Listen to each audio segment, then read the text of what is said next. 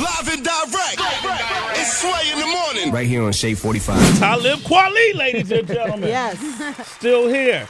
And we were talking the other day about the Gravitas project, which, you know, I got a lot of burn on when you first came up here with the music, and now you're doing something different with this album, right? Is it would you consider a re-release or I'm extending the life for the album. Okay. You know, we're in a different era where it's not about marketing towards one specific release date. Yeah. You know, Ricky Rose just dropped his album a day early. Beyonce didn't tell nobody. Yeah. You know what I'm saying? So it's like at this era, the era of first week sales being the end all be all everything is a different thing. It's a different thing, right? Yeah, now it's about your relationship with your fans and how they could reach you, and you know, and that's so it's a good thing for the artist if you take advantage of it. So Gravitas came out December 15th.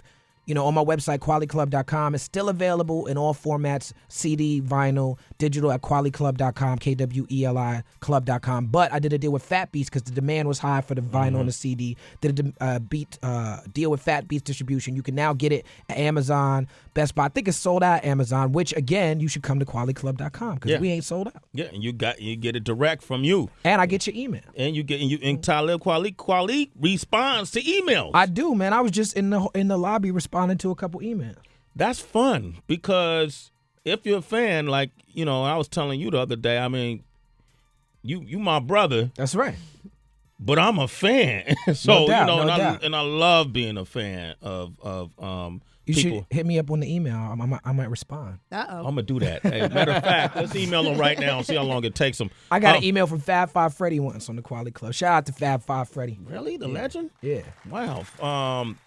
Let me ask you this, because a lot of people don't understand. You starting to hear a lot of insider talk when artists come up on this show, and we want to make sure that the citizen, the listener, understands the makeup of the business. We know the business structure for music has changed differently. You released your project through your own website for what reason? Well, shout out to Ryan Leslie. Ryan Leslie built my website. You know what I'm saying? Ryan Leslie is much more than a singer and producer. He's also like a technical wizard. Yeah. You know what I'm saying? And he sold his album on RyanLeslie.com, told me he made some money with it, and came to me with the idea. He thought I would be the artist viable for that platform. Yeah. The idea is that when you sell with these other third-party middlemen, they collect the data and the information. They get the emails. They use that to help build up their company. As artists, we don't get that. He wanted to find a way to get the email so he could reach his fans direct, and coming up with his website was the way he did it. So I did Quality Club. I released Prisoner Conscious to wonderful critical acclaim this year. I wasn't planning on doing a new album so soon, but I was so excited by the possibility of being able to reach out to the fans like that, that Gravitas was born out of that opportunity. Wow. So how has it been different? You were saying it wasn't, you couldn't get it on iTunes initially, right? Or I could have. It's a choice. You know, Yeah. I got a great relationship with iTunes. iTunes is a great company for musicians. Okay. I think iTunes does great work to help you get your music out there.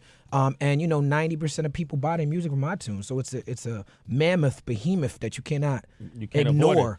But at the same time, I got 12 albums you could buy on iTunes. I want to have one just for me. I want to have one that's just niche, whereas the true fans who follow me wherever I go, who buy the tickets to the shows, follow me on Twitter, Instagram, Facebook, the ones who are following my moves that I do not have to market to every time, this album is more for them. Talib Kweli has joined us. Now, I'm going to walk up. Now, iTunes if you do it with iTunes is going to get a percentage of the money made. That's right. Correct. And that equates to about 25 to 30%. That's right.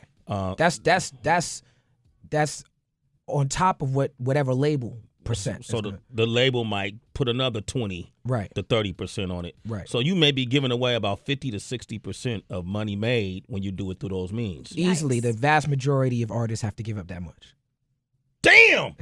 That's crazy. Now, how does Spotify and we have Beats Music, how does that come into play? They have to give you a percentage of money, right? Yeah, but the percentage of streaming is so small, it doesn't even come into the picture. The streaming thing, the streaming thing is good for one reason. It helps to promote your music. But the problem is you have a generation of people who are growing up not understanding that they got to support the art by buying it, right? So they replace the purchase with the streaming. You say, buy my album. They're like, nah, I'm cool. I'm on Spotify. I'm streaming. That's cool, but if you only streaming and not purchasing, you are damaging the art. Wow. You see, we getting this lesson by Talib Kweli. I didn't know. Gravitas, make sure you pick it up. You know. You got a couple joints on here that I really lived with for a while. Demonology being one of them. New Leaders with the Underachievers being another one. State of Grace with Abby Dobson. It's another one. But I want to play Rare Portraits. Oh, that's great because I just put out a video for Rare Portraits about a week ago.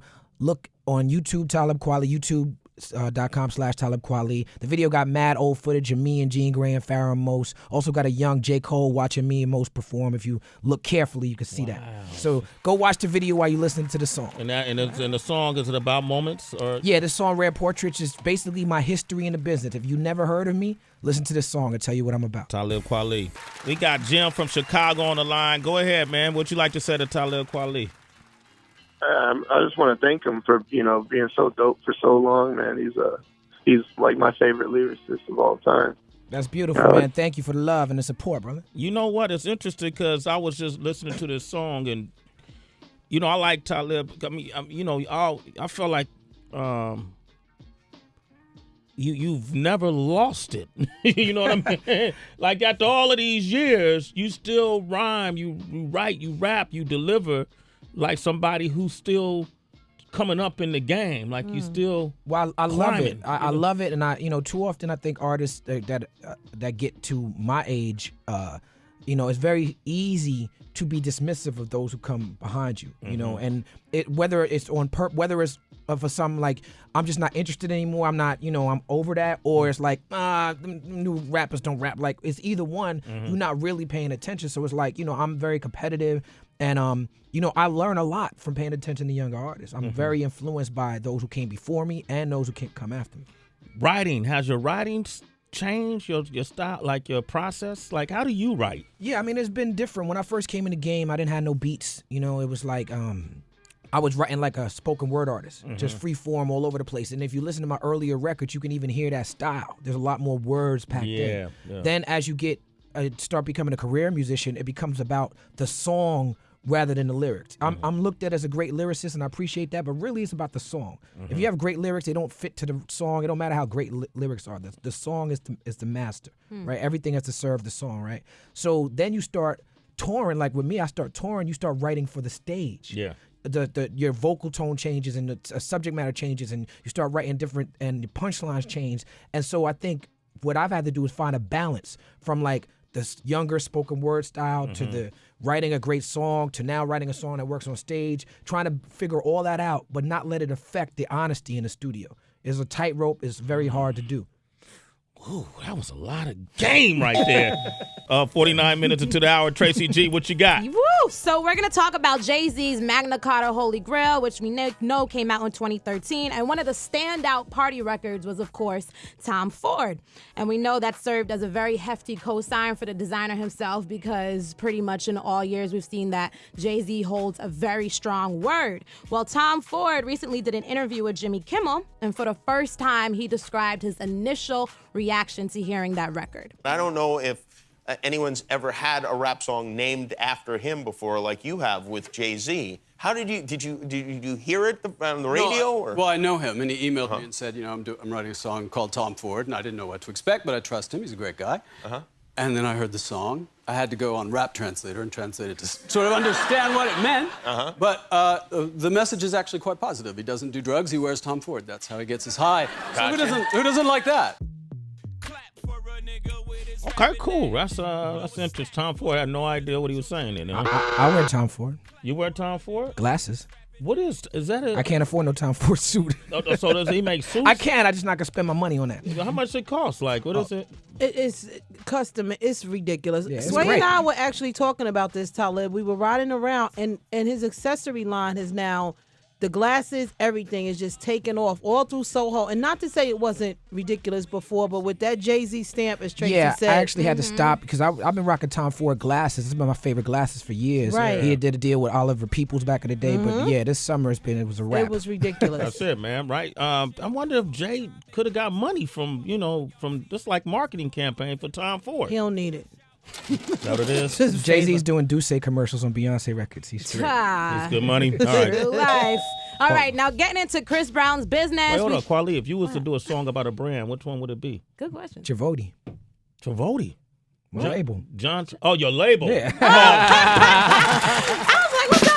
Yup, got it. Now going into Chris Brown's business, we thought that he was going to be in, our world, out of rehab. He was there for 4 months due to anger management, to drug abuse problems, and now he is headed back for 2 months. Even though he was a model patient, while during his time there, he went to 6 to 8 therapy sessions. He passed all his drug tests. It's being revealed that he suffers from bipolar disorder, from post-traumatic stress disorder, and severe insomnia. So his doctor feels like it's best for him to get some extra care. Being diagnosed in his 20s, a lot of times that's a type of like autism. Yeah. We were talking about all these conditions that people live under, mental health, unhealthy mental health issues. You could spot in a kid in elementary or junior high, but it goes undiagnosed. So that might be work to his favor then. Yeah, I definitely think so. And plus, he's been cooperative, so you might as well just get all the pieces in place. Hey, Kweli, you're not bipolar, are you? I hope I am, man. All the best artists are bipolar. Are they really? Yeah, man. Look, bipolar. I could get in trouble because I don't know the science behind it. Yeah. You know what I'm saying? And I know there's advocates for certain things that get upset when you say certain things on shows like Sway in the Morning. But it happens. To me, it just seems like another. To me, it just you have to, no matter what goes on in your life, you have to adjust.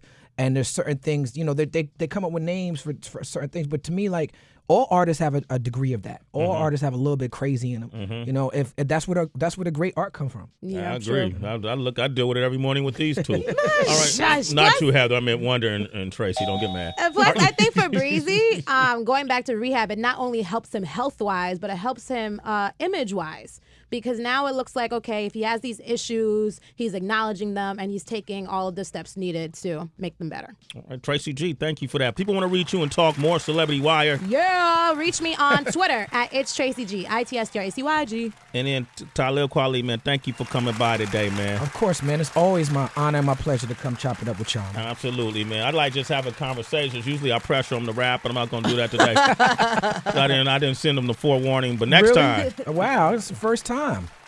Oh, do you want to rap? I mean, look, man, have I ever turned you down? Give me a beat, Wonder. I didn't necessarily say I wanted to rap. But who turned Sway down besides Kanye? Nobody. I know, right?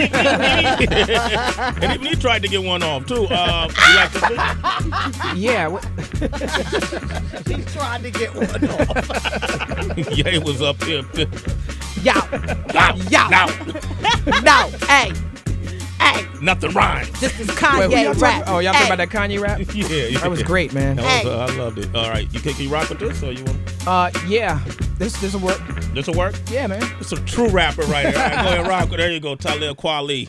Hey, Talib Kweli, you always mention me. People always remember me. Up with Tracy G, Sway, Wonder, and Heather B. This is how we do it, then we flowing like fluid. Do it like the swooshes on the Nike. Let's go. You see me rocking, walking down the streets of Brooklyn. I come up to the wake-up show, holla good looking at my man. Hey, yo, give him a dap in his hand. Every time we do it, it's like going to Pakistan or building a school in Afghanistan like I'm Immortal Technique. Talib Kweli, I walk down the street, do it to the beat. This my inner monologue. Go get that Gravitas. Yeah, I'm cleaner than a dude down in Mardi Gras, New Orleans, Hardy Ha. They got me laughing. Yeah.